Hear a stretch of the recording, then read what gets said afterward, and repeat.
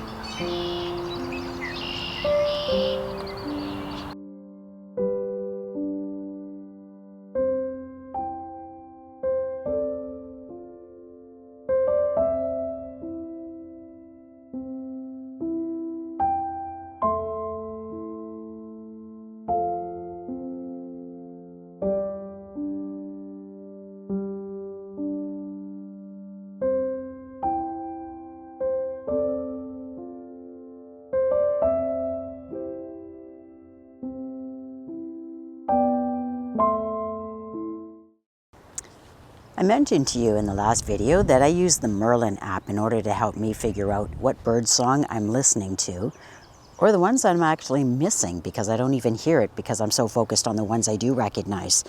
So I'm going to show you what I'm capturing right now, and you'll see that there's just a melody of birdsong going on around me.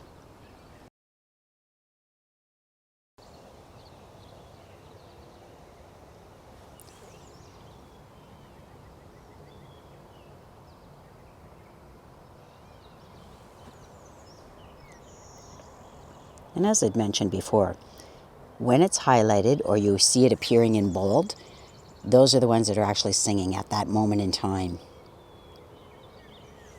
You just scroll through the list and you can see what has been singing.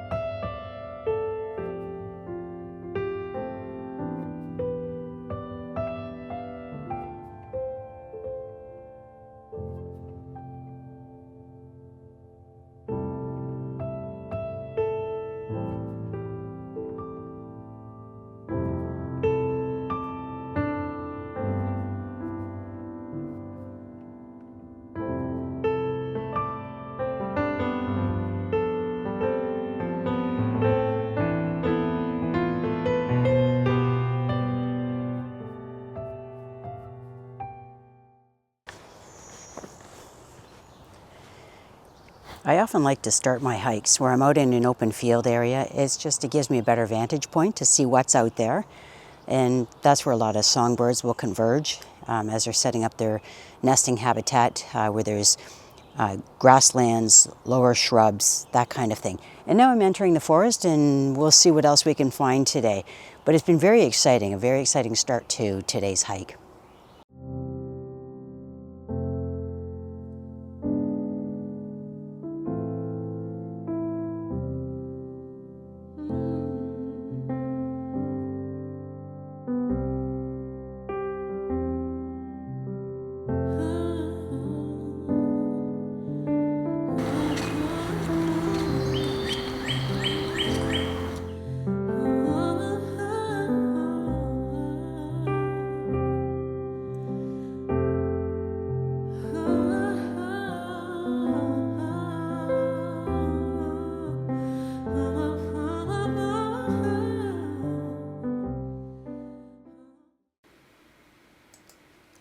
We'll review the features of poison ivy.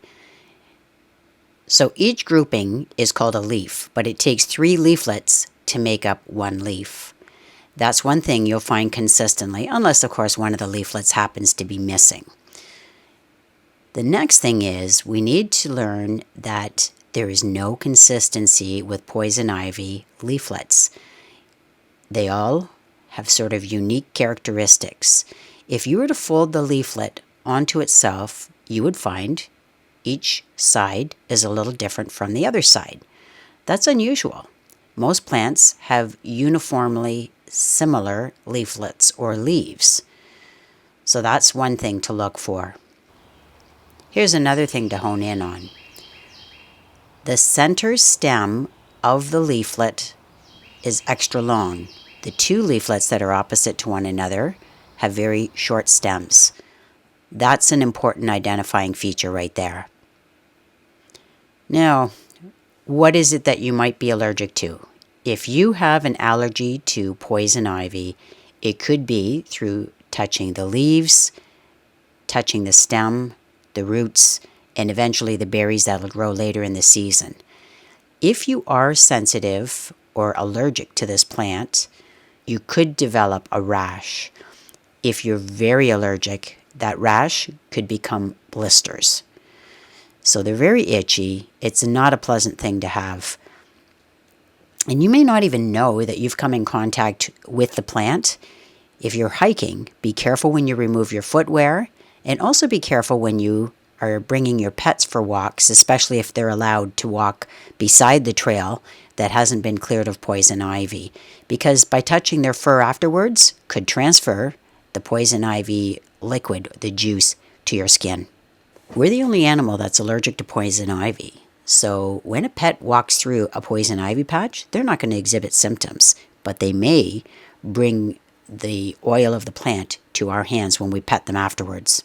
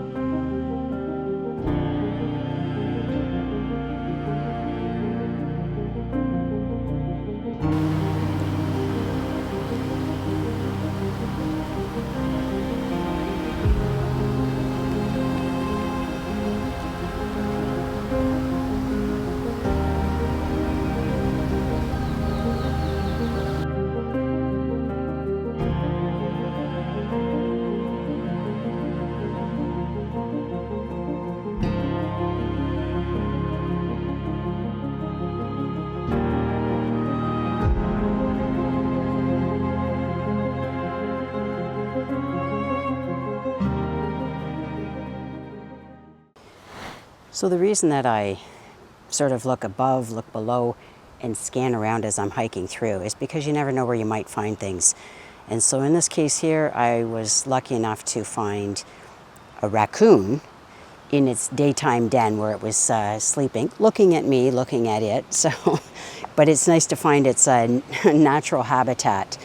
And so I'm just going on a trail right now that was from the upper area where there's open fields and that, down towards the wetlands. So we'll have a chance to see what happens to be there.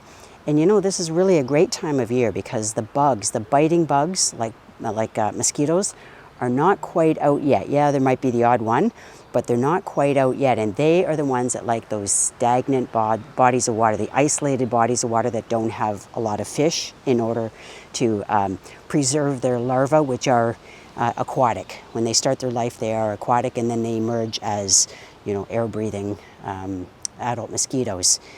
So I'm going to head down towards the river. If it's a fast moving body of water, that tends to be the perfect habitat for black flies.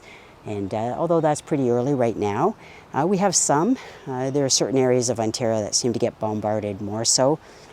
We're going to be going into those areas when we go camping in the month of June, but that's okay. That's why we wear our bug shirts. It's just really nice right now that although it's very warm out, you know, kind of prematurely, I guess, because it's the high today is going to be about 23 degrees Celsius. When you wear a bug shirt, it makes it a lot warmer. But I'd still rather not get bitten by bugs and wear that anyway. So, okay, I'm going to continue on towards the wetland.